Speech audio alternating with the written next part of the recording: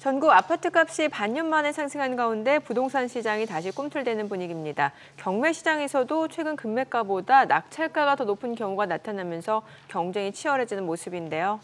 서울의 일부 지역 아파트는 경매 시장 최초로 100억 원이 넘는 낙찰가를 기록할 만큼 찾는 투자들이 늘었다고 합니다.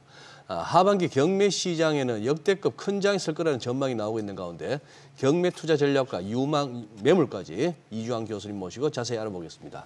안녕하세요, 교수님. 안녕하세요. 네, 예. 반갑습니다. 자, 오늘 이제 7월 첫날이 됐습니다. 본격적으로 이제 하반기 시작하는데 한번 상반기 경매 시장 전반적으로 한번 살펴봐 주시죠. 교수님. 네, 우리나라 속담에 네. 소문난 잔치에 먹을 거 없다 이렇게 나오는데 지금 상반기 경매 시장은 소문난 잔치에도 먹을 게 많았다 이렇게 평가하고 있습니다. 그 소문을 갖다가 저희가 월요일마다 낸 거 아닙니까? 그런가요? 네. 예, 네. 예. 먹을 것도 많았구나. 네, 예. 아주 뭐 좋은 물건이 많이 나왔고 네. 지금 돌이켜 보면 낙찰받은 분들이 아주 좋은 성과를 내고 있는 것 같습니다. 네. 네, 뭐 사실 올 초부터 이 자리를 통해서 이제 경매 매물들이 넘쳐난다라는 얘기를 주셨고 지금 보니까 계속해서 늘어나고 있는데 이번에 5월 집계치가 전국적으로 18,000건, 금융 위기 이후 지금 최다 물량이라면서요. 네, 그렇습니다. 이 경매 물건이 24년도 초반부터 많이 몰려나올 걸 예측할 수 있었는데요. 이유는 여러 가지가 있습니다. 첫 번째는 2021년도 이때가 어떤 부동산 가격의 가장 정점이었고 이때 전세도 굉장히 풍기 현상이 있었습니다. 그러다 보니까 법을 개정해서 2+2 제도를 만들었거든요. 임차인이 2년 살고 원한다면 2년을 더 연장해 주는데 이후에 전세금이 폭락을 했거든요. 그러다 보니까 전세금을 빼주지 못해서 임차권 등기가 이루어지고 이를 통해서 경매에 나오는 게 좀 많았고요. 두 번째는 이 부분입니다. 금리가 너무 올랐거든요. 예. 금리가 올랐다고 바로 경매 나오는 게 아니라 일단은 채무자들이 버팁니다. 버티다 일정 수준에서 더 이상 버틸 수 없다. 이러다 보면 이게 경매가 나오는데 이게 이제 임계점에 다다라서 경매 물건이 막 쏟아지기 시작한 게 지난 연말부터 시작해서 감정을 하고 올해부터 물건이 계속 나오고 있는 것 같습니다. 예. 예. 지금 특히 서울 쪽에서는 아파트 또 빌라 뭐 상가까지 뭐 가리지 않고 이제 매물은 계속 늘고 있는데 근데 막상 낙찰되는 곳은 아파트뿐이라고요? 네네, 그렇습니다. 네. 이 빈익빈, 부익부 현상이 좀 있는 것 같습니다. 예. 높게 낙찰되는 게 있고 또 아직까지도 50% 이하로 떨어지는 게 있는데 이게 좀 분명합니다. 일단 수도권은 상당히 어떤 고가 낙찰이 이루어지고 있는 반면 지방은 계속 저가 낙찰이 이루어지고 있습니다. 두 번째는 아파트 시장에 대해서는 굉장히 고가의 낙찰이 유지되는데 빌라나 이런 단독주택 이런 것들은 낙찰가가 많이 떨어지고 있습니다. 이유는 이렇습니다. 이 실수요자들이 일단 내 집 마련을 해야 되는데 내 집 마련에 대해서 이제 쫓기는 거죠. 일단 아파트 분양받으려니까 건축비가 올라서 너무 고분양가고 이 고분양가를 자기가 청약해서 당첨이 돼도 포기하는 사례가 계속되고 있습니다. 그러다 보니까 내 집 마련을 경매로 좀 옮기는 거죠. 더군다나 이 공급 절벽은 계속될 것 같습니다. 인허가량을 보게 되면 원래 전국적으로 22년도까지 20만 호가 됐었는데 23년도부터 16만 5천 호 인허가량이 확 줄었거든요. 근데 이제 서울 쪽으로 보면 더 심각합니다. 서울 쪽은 일반적으로 지난 10년간 인허가 물량이 아파트 신축 인허가 물량이 7만 호 정도가 유지됐는데 이번에 보니까 4만 호가 안 됩니다. 23년도에. 그리고 24년도에 추이를 보게 된다면 이거보다 전년도 대비 같은 기간 안에 24%가 더 줄었어요. 이 얘기는 뭐냐면 앞으로 25년, 6년도 되면 신축 아파트가 거의 없어진다는 얘기죠. 근데 재밌는 건 인구가 줄다 보니까 수도권의 경우는 수요자가 없어요. 근데 수도권과 특히 서울 같은 경우는 수요자가 많이 있습니다. 공급을 줄고 그리고 수요자는 많다 보니까 내 집 마련의 유일한 출구로 이 경매 쪽이 주목되는 것 같습니다. 당분간은 경매 쪽에서 고가 낙찰이 계속 유지될 걸로 서울 지역은 판단이 됩니다. 예. 네. 네, 뭐 지금 말씀 주신 것처럼 경매 시장 최고 관심은 역시나 좀 아파트인 것 같은데 양적으로도 많지만 질적으로도 지금 역대급이라는 얘기가 나오고 있는데 기존 경매 시장에서 볼 수 없었던 매물들 많이 나왔다면서요. 예, 그렇습니다. 좀 시장을 달리 봐야 되는 그들만의 리그가 있습니다. 네네. 이건 뭐냐면 고가 물건 시장을 일반적으로 부동산에서 100억 이상을 고가 물건이라고 하고 그리고 아파트의 경우는 50억 이상을 고가 물건이라고 합니다. 이거는 일반적인 경매 매입 희망자들의 그런 시장이 아니라 그들만의 리그, 좀 가진 자들에 대한 어떤 시장으로 봐야 되는데 사실 이런 쪽 물건은 잘 안 나옵니다. 근데 이런 쪽 물건이 최근에 나왔고 깜짝 놀랐습니다. 나인원 한남이라고 하는 아파트요. 100억대 넘는 경매 물건인데 낙찰가율이 105%에 됐습니다. 그러니까 예. 이거는 물건도 안 나오는데 하나 나오니까 살려는 대기자는 많다는 얘기죠. 대량 공급과 대량 소비가 있는 그런 게 아니라 어떤 소량의 물건밖에 없지만 이런 걸 살려고 하는 대기자가 그 소량의 숫자보다 우위를 점유하고 있다면 이런 건 나오다 보면 금액이 상관이 없는 것 같아요. 나인원 한남 같은 거 보시는 것처럼 105%에 낙찰이 됐고 또 타워팰리스 같은 경우도 40억이 넘는 물건인데 이것도 110%에 낙찰이 됐습니다. 한양 압구정동에 있는 한양 아파트 같은 경우 30억이 넘는 아파트인데 이것도 100%가 넘게 낙찰이 됐거든요. 당분간 이런 고가 아파트에 대한 거 물건이 안 나오는데 나온다는 게 의미를 둔다면 살려는 대기자가 몇 명만 있어도 이거는 100%가 넘는 그런 낙찰이 되겠죠. 근데 이거를 가지고 전체적으로 해석해서는 안 될 것 같습니다. 뭐냐면 수요자가 없는 지역 같은 경우는 아파트를 내가 낙찰받는다 하더라도 이런 분위기를 보고 높게 낙찰받는 건 조금 위험한 판단이 될 수도 있는 거죠. 네네. 네. 뭐 지금 설명하신 내용은 교수님 말씀 맞다나 그들만의 리그라서 우리 대부분의 시청자분들은 뭐 큰 관심은 안 가실 것 같습니다. 저도 듣는데 별 감흥이 없네요. 네. 100몇 억짜리 아파트에 산다. 지금 사실 경매는 이 가격이 저렴하다는 것 외에 또 정부 규제에 별 영향이 없다는 장점이 있다 이렇게 알고 있는데 최근에 서울시가 토지거래 허가 지역 이것도 이제 재지정하면서 이쪽 지역 매물이 인기라는데 이건 무슨 논리입니까?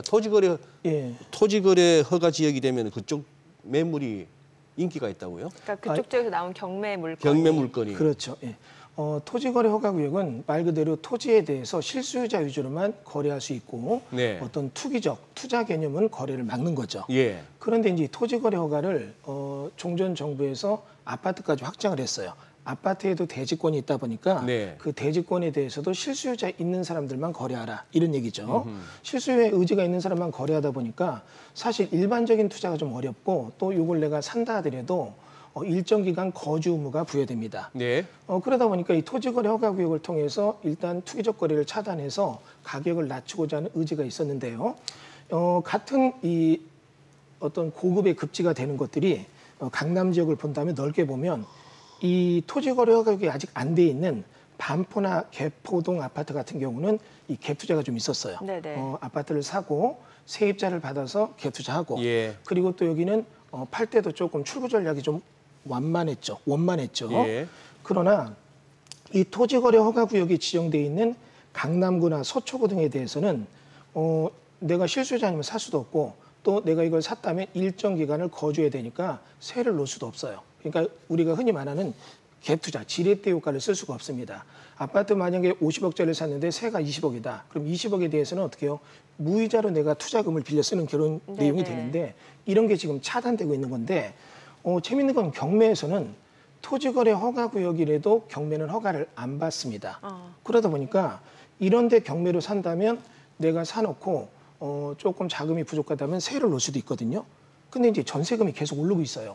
공급이 없다 보니까 전세금이 오르고 또 이게 전세금 오르는 게 지금 아주 비상입니다. 이유는 일반적인 대체제가 있습니다. 내가 아파트를 못 살면 빌라 같은 데로 옮겨가야 되는데 그동안 전세 사기 사건이니 뭐니 하도 문제가 많아서 빌라 같은 데는 전세를 안 들어가려고 해요. 그러니까 물건은 있어도 사람들이 안 들어가고 이런 쪽에 대해서 환가성이 높은 아파트로만 세를 들어가려고 하다 보니까 전세금이 계속 오르고 있거든요. 그러다 보니까 이 토지거래 허가구역에서 경매물건 이거는 허가를 안 받아도 되고 세를 놓을 수 있다. 이런 부분에 대해서 계속 경매에 대한 어떤 낙찰가가 높여주는 원인이 아닌가 이렇게 생각이 됩니다. 더 중요한 거는 출구 전략에서도 이게 맞아떨어져요. 우리가 보는 것처럼 경매를 살 때는 토지거래 허가구역은 내가 샀다면 일정 기간을 내가 거주해야 되지만 그렇지 않고도 내가 실수요자를 찾아서 팔 수 있다. 이런 부분에서는 장점이 될 수 있겠죠. 예. 네, 참 이게 여기서도 풍선 효과가 나타나네요. 네.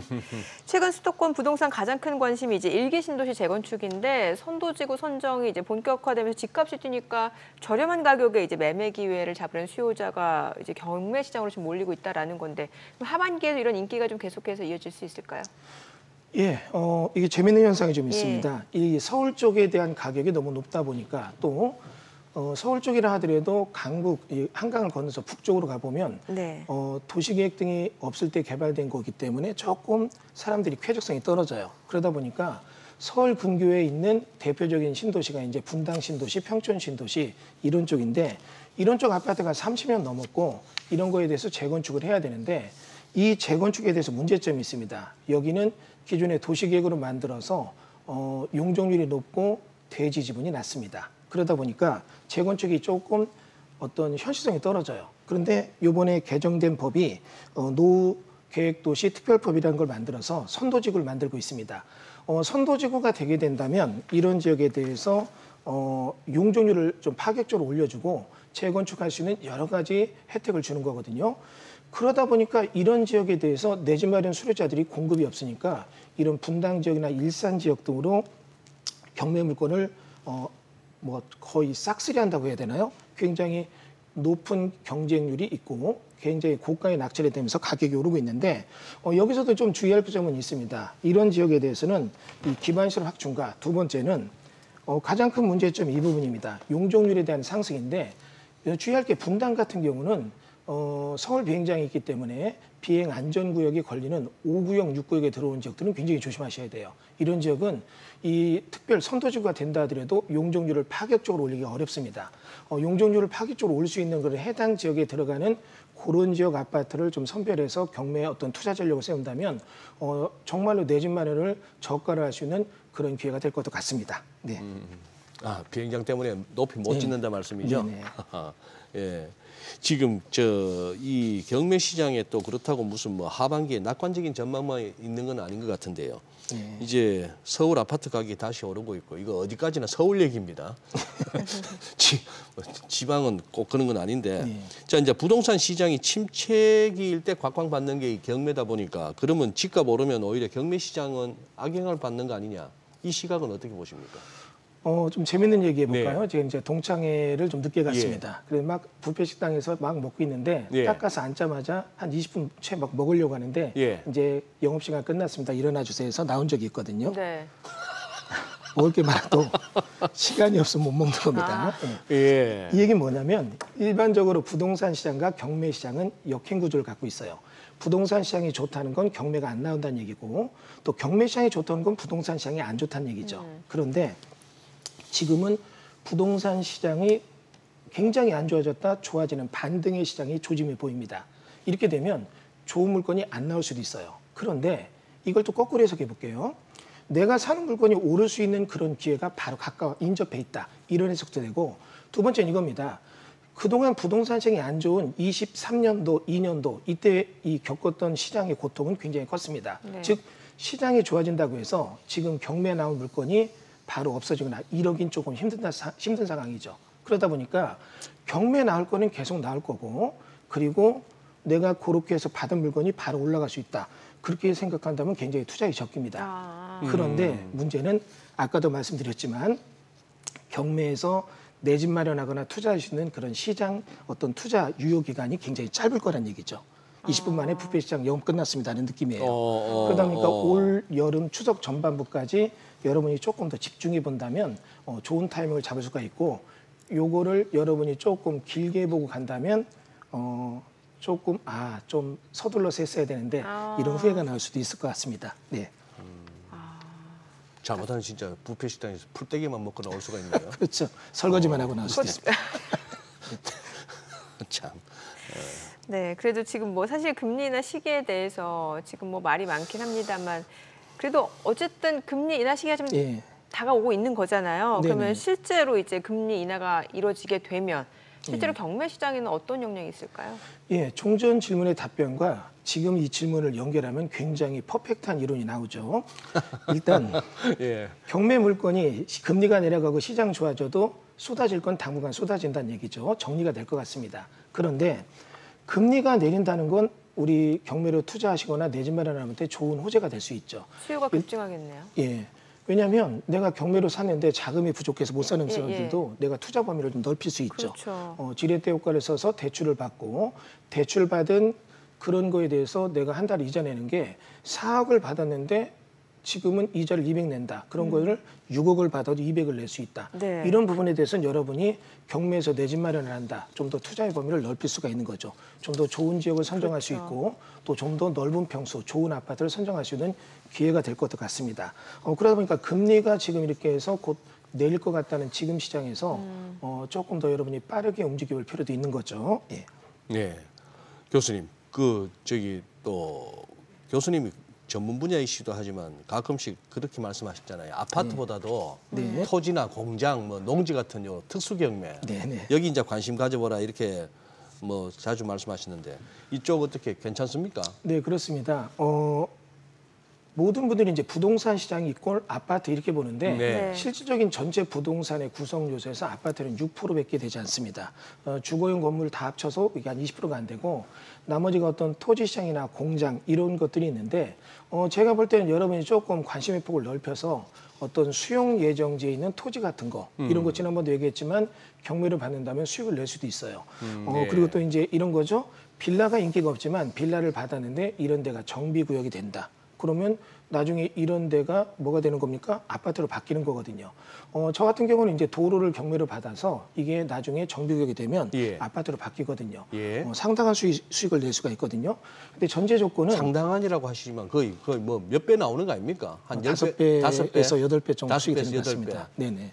주식으로 그렇게 먹기 힘든데.